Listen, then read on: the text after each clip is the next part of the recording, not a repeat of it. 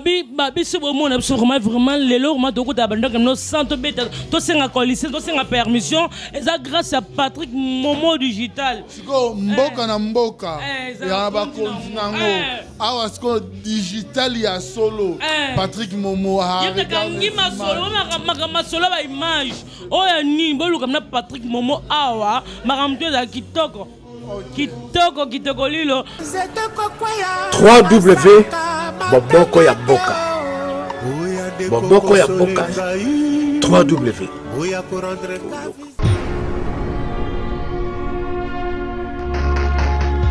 Umuri garso anana batabenga trop o pour nini nani uzotanga tanga wapi fombote ils ont engagé yo bobo journaliste bobo wa posa de mituna na pas journaliste c'était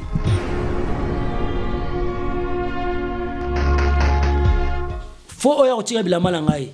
on appelle na biso na ndako na éviter mais place na hotelem na osala makasi na lugo hotel ou be besoin ça bila malangai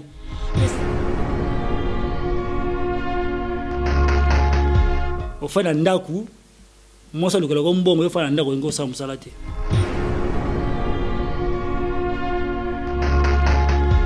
Fidèles internautes de www.bomokoyamboka.com, toza toujours dans les bons ndenge tolobara, tozo ke na bango kaka likolo pe na dansa kidiaba. Toye na émission na bino ya sika chez Isaac Swed, banda kopena ko panza poke na ninga ko sakana te lisolo ko beta ma awa, ozana témoignage, ozana histoire na yo, oza combattant, oza acteur politique, ozana idéologie ya sika, ozana témoignage moko bondenge tozolo ba toujours yaka to beta lisolo po mpoke faso bando panzama to wana ko boya te kwa po eza toujours na kata to edifier bandeko ya basi ya mibali ba papa bana mike ba comprendre pe biska tozali ko uta pe place tozali ko kende tozali ko sala toujours appel yo mutu nyonso za dispo ozo mona ke noza no disponible aroya ko lega na bomoko mboka tozali ko lancer appel na émission na bino ya sika chez Isaac Swed donc to beta masolo oza pasteur oza combattant oza mutu a théâtre ne baloba bato maboke oza musicien oza mama oza na histoire olambaka oza na masolo no ebele nyonso tu leka toujours na kati ya bomoko ya mboka jamais toboya bomoko ya mboka jamais na boya toujours dans les bons.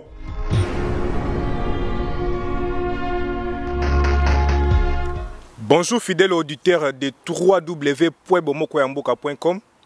Lelo tozane sengwebele ya kozala deva etando ike pona ko panza pokendenge to mesana koloba na kati info global mais na oya bino mopanzi sango Isaac Swed, les très chers parents, le président de tous les journalistes à Scandinavie. Tozane sengo toujours na ndenge to mesana ko pesela mais kasi avana banda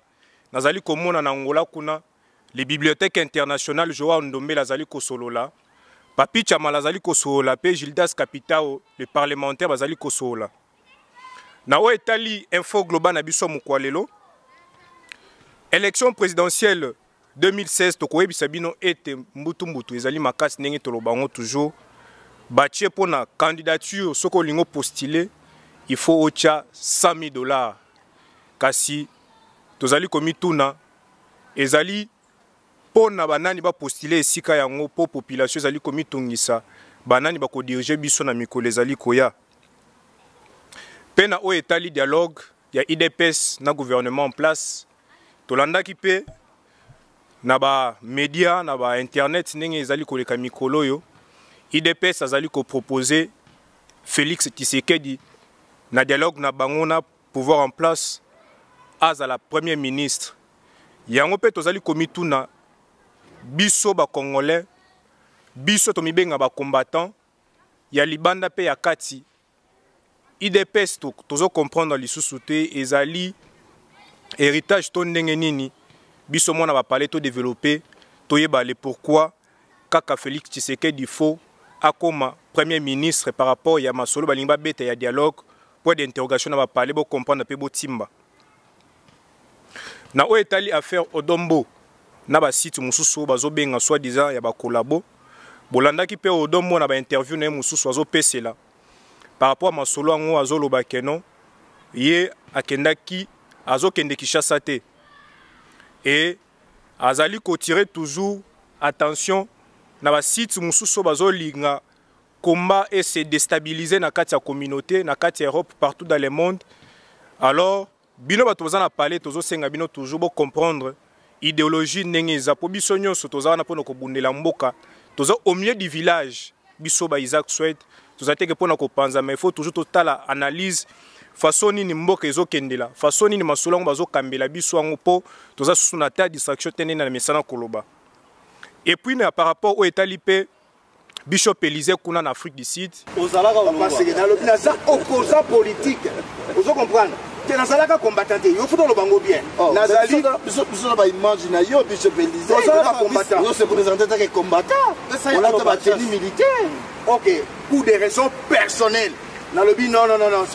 ngamo na bendani na bengi Bishop Francis Kadima Bishop Chatumba to sali ipen depuis le premier mai même bataki sasa bayebi yango oui Chatumba il est avec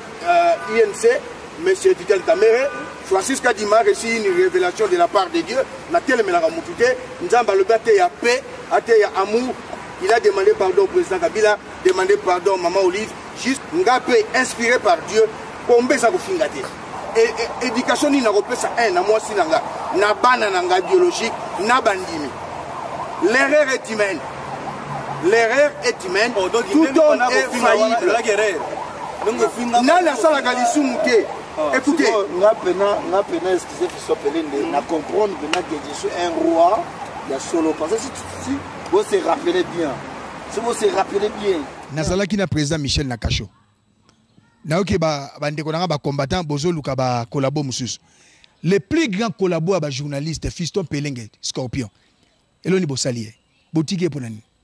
Fiston ngamo na zoluko. Tokosila na ngana yo petit. Écoutez, excusez Bishop Elende, na comprendre. Tomoni a sengi pardon na ba média, a lobby pardon na monsieur Kabila, le président o azoka mamboka na biso. Kasi bato ebele pe ba intéressé ki nga babi Isaac Swed, est-ce que ko beta CTT par rapport à masolango parce que bazolo bakeno les bishops aller moi gâteau azu déjà moi poké moi teke na yenenge balobaka na lingala atika ne ko distraire public atika ne ko distraire bana nzambe po afinga trop mais amoni que non temps ekoki a changé les côtés. Pena o etali toujours li solo Rex Kazadi azaki na kin apesali na ndenge apeselaki et tomoni azongi na mikili ya poto et to comprendre ba propos na ye mususu azali koloba ete il faut retour à la musique na kati ya Europe. Mais bandeko mususu ba intéressé ki nga par rapport ya masolongo ndenge ezokende balobi total nanu avantage na des avantages pour ani musique ezali kobeta matin na kati ya mikili nani ayebite lisolo ya poussette ambila na Paris po balobi so ba musicien na biso wana côté des avantages so ba musicien na biso ba yeba kotoyo ba mikili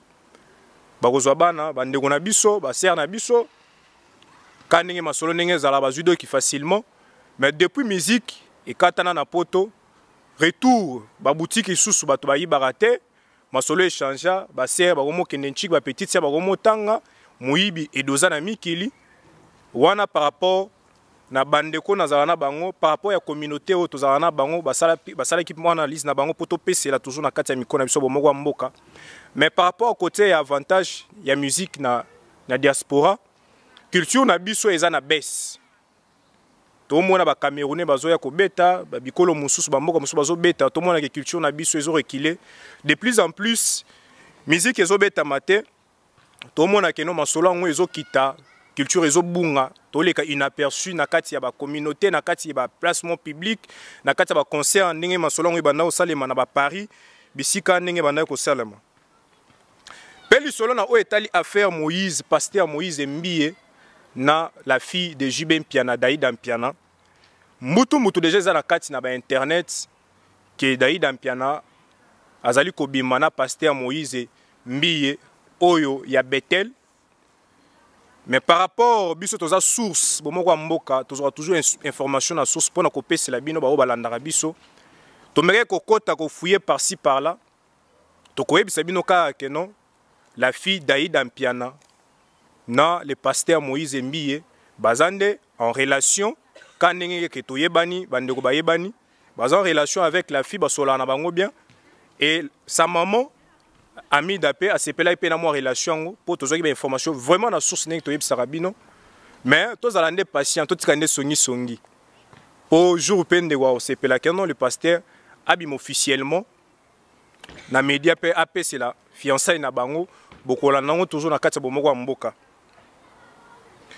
pe to ko yebisa bino ete na o etali info Sambole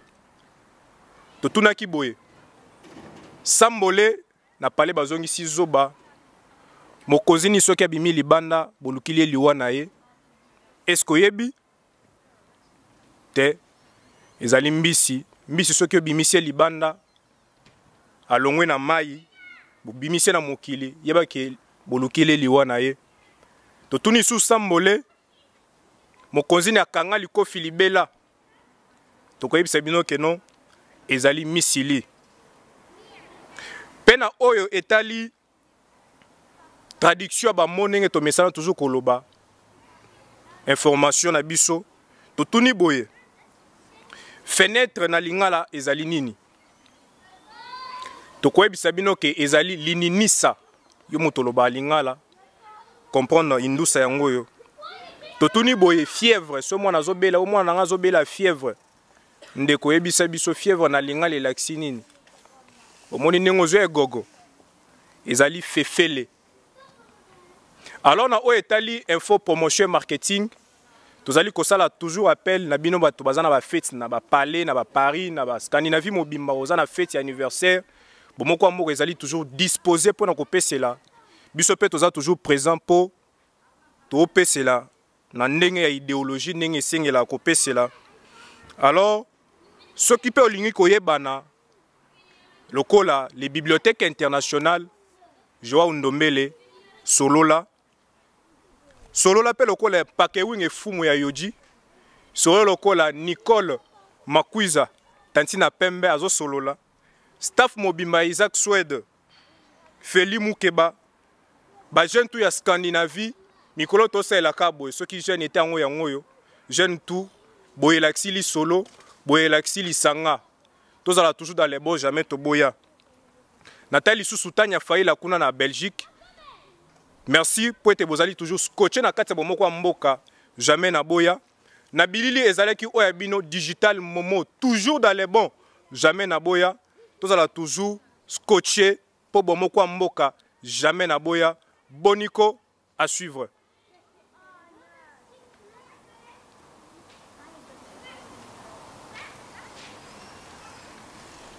Babi c'est vraiment vraiment les lots ma doko d'abandon comme nos santo beta to senga coalition to senga permission et ça grâce à Patrick Momo digital siko mboka na mboka ya ba kontinango awa siko digital ya solo Patrick Momo ha yekangi masolo masolo ba image oya ni bolu comme na Patrick Momo awa makamto za kitoko kitoko lilo 3W Boboko ya Boka. Boboko ya Boka. 3W.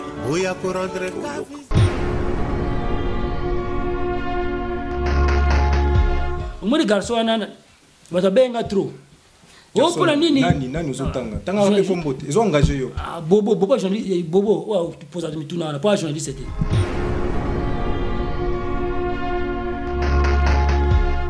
Faut oya otira bila malangai. On a pas nabi so na ndako na éviter. Mais place na hotelem na osala makasi na lugo pa hotel ou be obison sa bila malangai.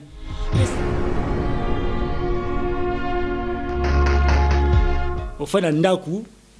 moi ça lugo ko mbongo yo fa na ndako ngo sa musala te.